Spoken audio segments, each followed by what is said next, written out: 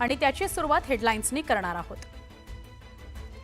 बीड जिल्ह्यात गेल्या 2 दिवसांपासून मुसळधार 16 भागात अतिवृष्टीची नोंद। पूरग्रस्त भागातून बचावाकरता सैन्य दल तैनात।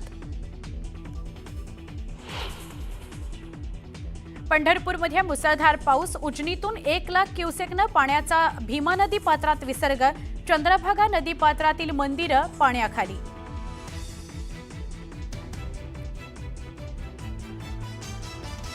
जालना जिल्ह्यासह संपूर्ण जिल्ह्यात मुसळधार पावसाचा कहर। नद्यांना आला पूर, शेती पाण्याखाली।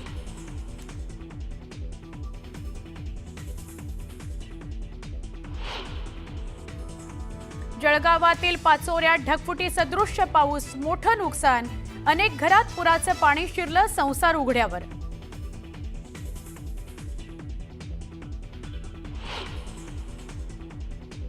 उत्तराखंडच्या देहरादूनमध्ये ढगफुटीमुळे नद्यांना पूर। अनेक रस्ते पाण्याखाली, वाहनं गेली वाहून।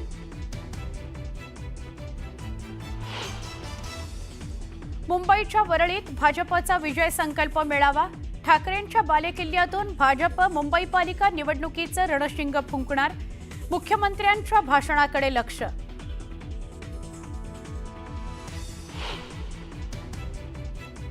छगन भुजबळांच्या दालनात आज ओबीसी उपसमितीची बैठक। ओबीसी मंत्रालय योजनेसंदर्भात बैठकीत चर्चा होणार। हैदराबाद गॅझेट अंमलबजावणी विरोधात ओबीसी संघटना आक्रमक। अजित पवारांच्या राष्ट्रवादी काँग्रेसचं 19 सप्टेंबरला नागपुरात 1 दिवसाचं चिंतन शिबिर। आगामी स्थानिक स्वराज्य संस्थांच्या निवडणुकीच्या पार्श्वभूमीवर होणार चर्चा।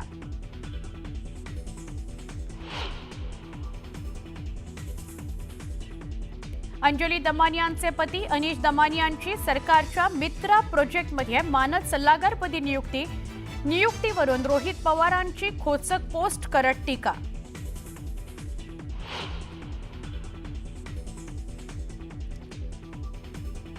मनसर दर्ग्याखालील भुयाराच्या वादावर पुणे जिल्हाधिकाऱ्यांकडून यशस्वी तोडगा। दोन्ही समाजाच्या मागण्या अखेर मान्य। शांतता प्रस्थापित करण्याची दोन्ही समाजाची ग्वाही।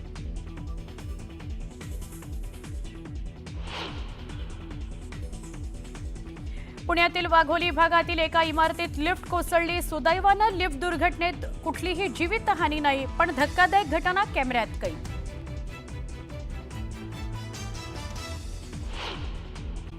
जायकवाडी धरणातून लाखो लिटर पाण्याचा विसर्ग केल्यानं गोदावरी नदी दुथडी भरून वाहते। बीडच्या माजलगाव तालुक्यातील सँडस चिंचोली गावाला गोदावरी नदीच्या पाण्याचा वेढा पडलाय। चंद्रभागा नदीला पुन्हा पुराचा वेढा बसला। उजनी आणि वीर धरणातून पाण्यामुळे भीमा नदीच्या पाणी पातळीत मोठा विसर्ग सुरू आहे। त्यामुळे भक्त पुंडलिकेच्या मंदिरासह अनेक मंदिरांना पुराच्या पाण्याचा वेढा पडलाय। जालना जिल्ह्यातील विरेगाव इथल्या कल्याणी नदीला तब्बल 5 वर्षांनंतर पूर आला। विरगाव महसूल मंडळामध्ये जोरदार पावसानं हजेरी लावली। नदी नाल्यांना पूर आला। छत्रपती संभाजीनगरच्या जरंडी बनोटी या मंडळात ढगफुटी सदृश्य पाऊस झाला। बोरमाळ तांडा इथं पावसाचं पाणी शिरलं। अनेकांचे संसार उघड्यावर आले। आपल्या सर्जाराजाला बाहेर काढण्याकरता बळीराजानं आपला जीव पणाला लावला।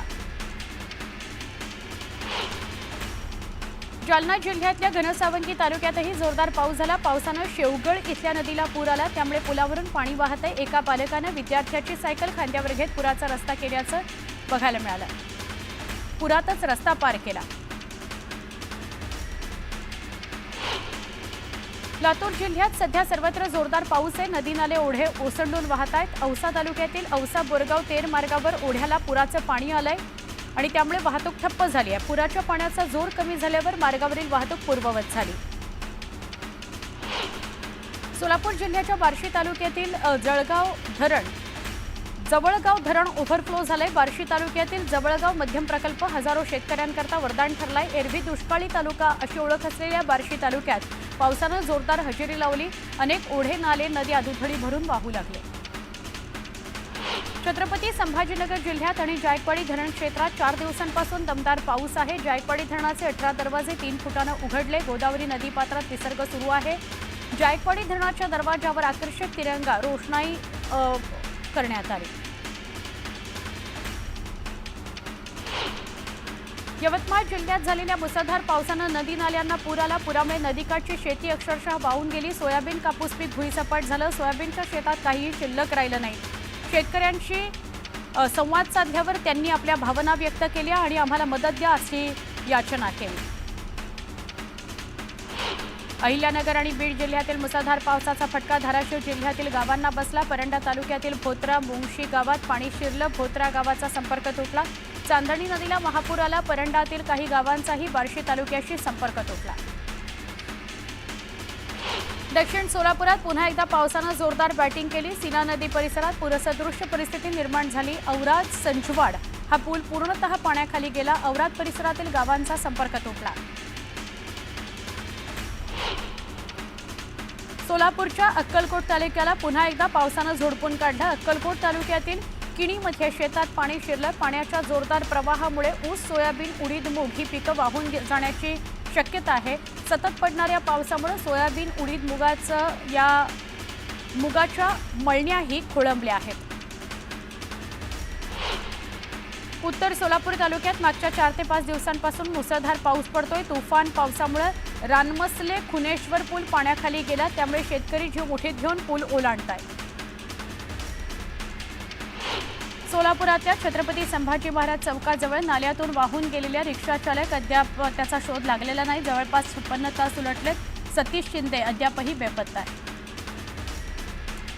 जालन्यात मुसळधार पाऊस पडतोय। शेती पिकाचं नुकसान झालंय। एदलापूर शिवारात फळबागांसह खरीप पीक वाहून गेलेलं आहे। शेतात गुडघाभर पाणी आहे। सोयाबीनचंही नुकसान झालंय। अहिल्यानगर जिल्ह्यामध्ये 2 दिवसांपासून पाऊस आहे। पावसामुळे मोठं नुकसान झालंय। पाथर्डी तालुक्याला फटका बसलाय। आतापर्यंत 3 जणांचा मृत्यू झालाय। 26 जनावरं वाहून गेलेली आहेत। 50 घरांची पडझड झाली आहे। शेतीचं मोठ्या प्रमाणात नुकसान झालंय। जळगावच्या पाचोरा तालुक्यातील सातगाव डोंगरी इथं ढगफुटी सदृश्य पाऊस झाला। अनेक घरांचं, शेतीचं मोठ्या प्रमाणात नुकसान झालं। बामणी आणि दगडी नदीला पूर आला। जनजीवन विस्कळीत झालं। जालना शहराला मुसळधार पावसानं झोडपून काढलंय। ढगफुटी सदृश्य पाऊस झालाय। सखल भागात पाणी साचायला सुरुवात झाली होती। अनेक ठिकाणी रस्त्यांना नद्यांचं रूप आलं होतं। घरांमध्येही पाणी शिरलं। त्यामुळे नागरिकांची तारांबळ उडाली।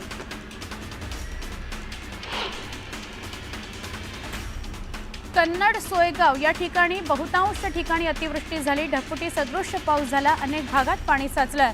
काहींच्या घरात पाणी शिरलं। घरातलं साहित्य पूर्णपणे उद्ध्वस्त झालं। सोयगाव तालुक्यात झालेल्या ढगफुटीमुळे पावसामुळे घोसला आणि जरंडी परिसरात पाऊस झाला। शेती वाहून गेली। शेतकऱ्याचं नुकसान झालं। शेतकऱ्यांची नुकसान भरपाईची अपेक्षा आहे। बीडच्या आष्टी तालुक्यात ढगफुटी सदृश्य पाऊस झाला। त्यामुळे पूरस्थिती निर्माण झाली। भागाला पुरानं विळखा घातला। खासदार बजरंग सोनवणेंनी काही परिसराची पाहणी केली। नुकसान भरपाई तात्काळ द्यावी अशी मागणी करण्यात आली।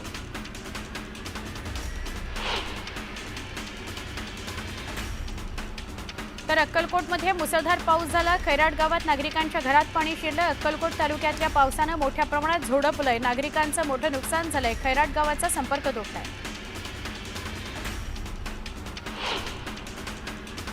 उजनी धरणातून 1 लाख क्युसेक वेगानं, वीर धरणातून 17,000 क्युसेक वेगानं भीमा नदीपात्रात पाण्याचा विसर्ग होतोय। ब्रिटिशकालीन दगडी पूल पाण्याखाली गेलाय। चंद्रभागा नदीपात्रातील मंदिरं पुराच्या पाण्यानं वेढली गेलेली आहे।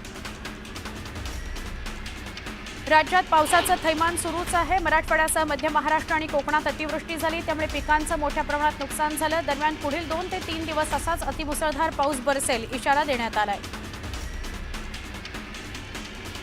मुंबईसह ठाणे, पालघर भागात पुढील 2 दिवस मेघगर्जनेसह पाऊस बरसणार आहे। राज्यभर मुसळधार पाऊस पडणार आहे। मुंबईसह ठाणे, पालघर जिल्ह्यांना हवामान विभागानं अतिवृष्टीचा इशारा दिलाय। नैऋत्य मोसमी वाऱ्यांच्या परतीची वाटचाल सुरू असताना मुंबईसह संपूर्ण राज्यात पाऊस सक्रिय झाला। तलावाच्या पाणलोट क्षेत्रात पडलेल्या मुसळधार पावसामुळे जवळपास सगळेच तलाव भरत आले। भातसा, मध्य वैतरणा आणि अप्पर वैतरणा तलाव भरण्याकरता अवघ्या 1.5% पाणीसाठ्याची आवश्यकता आहे। सध्या 7ही तलावातील पाणीसाठा 98.49% आहे। सलग पावसामुळे मुंबईच्या तापमानात घसरण झाली आहे। कमाल तापमान 25.5 अंश नोंदवण्यात आलंय, तर सरासरीच्या तुलनेत 5.1 अंशांनी ते घसरलंय। गेल्या 3 वर्षातील चालू महिन्यातील 15 सप्टेंबर हा सर्वाधिक थंड दिवस असून 56 वर्षातील म्हणजेच 1969 पासूनचा हा तिसरा थंड दिवस आहे।